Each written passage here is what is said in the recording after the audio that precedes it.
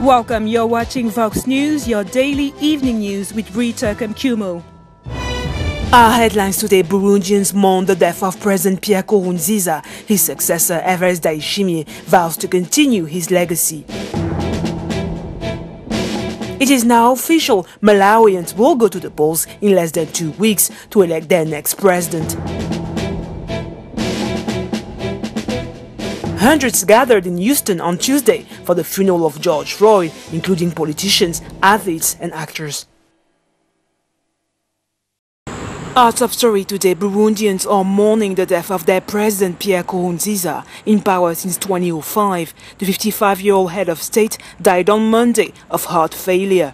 His death took everyone by surprise, including Burundians who heard the news on Tuesday via a government statement issued on national radio and television. We are all surprised. We don't believe it. I don't understand. I can't believe it. What I will remember about him is that he was courageous. He knew how to control everything, no matter how serious the situation was. I was saddened by this news. I suffer enormously because we give birth for free. Our children go to school for free. We are deeply touched. After attending a volleyball game last Saturday, the president felt uneasy during the night and went to the Karuzi hospital. His health improved on Sunday, and then on Monday morning he suddenly had a cardiac arrest, according to the statement. General Evariste Ndayishimiye, the winner of the presidential election of May 20, vowed on Tuesday to continue the late president's work. Nkurunziza's hand-picked successor is supposed to be invested in August for a 7-year term. The presidency announced 7 days of national mourning as of Tuesday to mark the president's death. According to the Burundian constitution, it is now the president of the National Assembly, Pascal Nyambenda, who should take over on an interim basis before handing over power to the new president-elect on the day of the inauguration on the 20th of August. In Malawi, the date for the 2020 presidential election rerun is now confirmed. Parliament officially brought forward on Tuesday the date of the election from the 2nd of July to the 23rd of June after a court annulled Peter Mutharika's re-election last year over fraud accusations. The outgoing president, in power since 2014, was re-elected in May 2019 for a second term in the first round of voting, but the Constitutional Court, seized by the opposition, annulled the president's victory on the 3rd of February, citing grave irregularities, and ordered the holding of a new election within 150 days of its ruling. The Supreme Court of Appeal upheld this decision last month after President Mutharika denied any irregularities.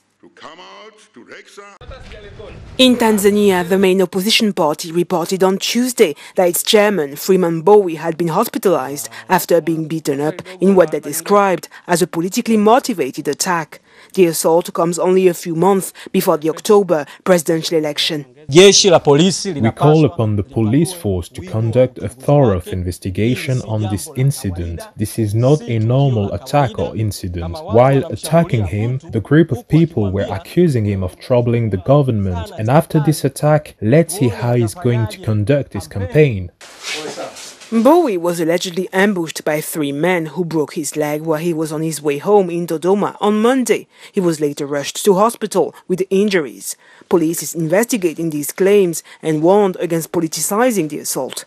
Tanzanian Prime Minister Kassim Majaliwa visited the opposition leader in the hospital on Tuesday. On the economic front in Zimbabwe, after the central bank introduced higher denomination notes last month to address the issue of chronic cash shortages, many Zimbabweans deplore the consequences of the bank's move on the everyday life of citizens as the country is dealing with a severe financial crisis aggravated by the coronavirus pandemic.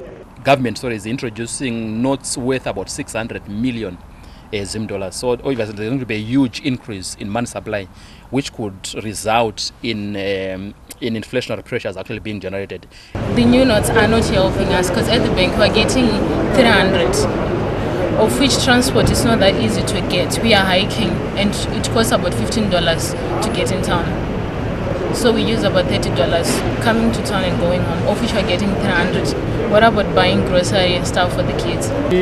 This new money will not buy anything because prices have gone up. It's just bigger notes that will not buy anything at all. After a decade of dollarization, the government brought back the Zimbabwe dollar currency in June 2019, which failed to increase the amount of cash in circulation and unleashed inflation. The country is facing its worst economic crisis in recent years, marked by shortages of cash, foreign currency, medicines, or food. In Malawi, over 100 job seekers were injured in a stampede during walk-in interviews to recruit health workers to combat coronavirus in the northern city of Mzuzu.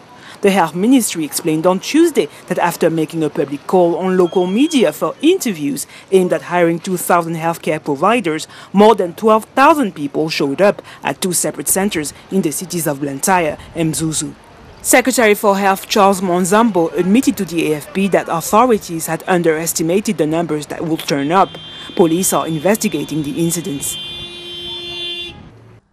In Tunisia, the Coast Guard recovered the bodies of about 20 migrants from Sub-Saharan Africa from waters in the Mediterranean city of Sfax as a search was launched for 30 others. Some migrants told the Tunisian authorities that the victims were probably passengers on a boat that set off for Italy last Thursday night with 53 people on board. In Tunisia, the parliament rejected on Tuesday a motion officially calling on France to apologize to Tunisia for the crimes committed during and after the colonial era. The motion was presented by the Al-Karama coalition, a small Islamic nationalistic party, as part of the execution of an electoral promise made during the October 2019 legislative elections. The text presented to the Assembly without preliminary debate or preparatory work involved all crimes committed since 1881, the date of the beginning of the protectorate, including the support given to the regime of former President Zine El Abidine Ben Ali in early 2011. Al-Karama MP Rida Jawadi said that cultural centers of the French occupation should be raising more concern as they are carrying out a cultural invasion that destroys the morality and values of Tunisians.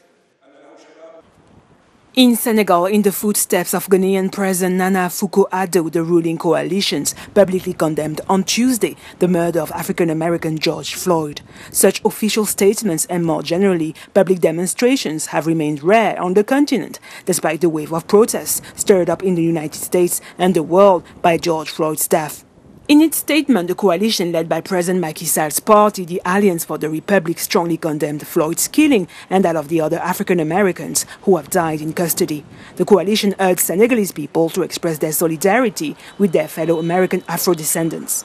Senegal intends to present American officials in Dakar with a letter of protest demanding that their country takes necessary measures to protect American citizens of African descent.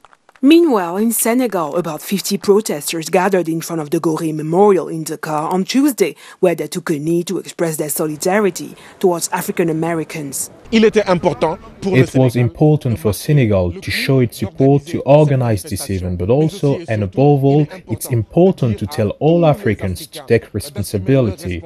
If we want Afro-descendants to be respected throughout the world, Africa must be big, Africa must be sovereign, Africa must be strong to have its sons and daughters respected throughout the world. We had to be there today to express our solidarity with our African American brothers and sisters, to tell them yes, that the mother continent, that Mother Africa is with our African American brothers and sisters, but also and above all to say very clearly that beyond police violence, what is at issue is a structurally racist system, a state that is systematically racist. We were particularly disappointed that our leaders were not even able to send out a tweet to show solidarity with Afro-Americans who also represent the sixth largest region of Africa, the diaspora. This is intolerable, this is unacceptable. It's unacceptable because it is cruel. It is unacceptable because it is racist. It is unacceptable because it is unfair. If he died for that, he died for us. That means we're all George Floyd. Demonstrators symbolically kneeled for 8 minutes and 46 seconds, the duration of Floyd's agony in police custody, during their meeting. In the United States, hundreds of people gathered at the Houston church on Tuesday for the funeral of African-American George Floyd. About 500 guests, including politicians, civil rights activists and celebrities, joined the family for a final farewell and to share memories of the 46-year-old man whose infamous murder triggered global protests against police brutality and racism. The theme inside the Fountain of Praise Church at Floyd's hometown funeral was one of peace and hope, as family members and friends took to the podium to share their grief with civil rights leader Reverend Al Sharpton, who delivered the eulogy. Floyd's gold casket was later conveyed by horse-drawn carriage to his final resting place by his mother's grave after a public viewing the day before that drew thousands of people.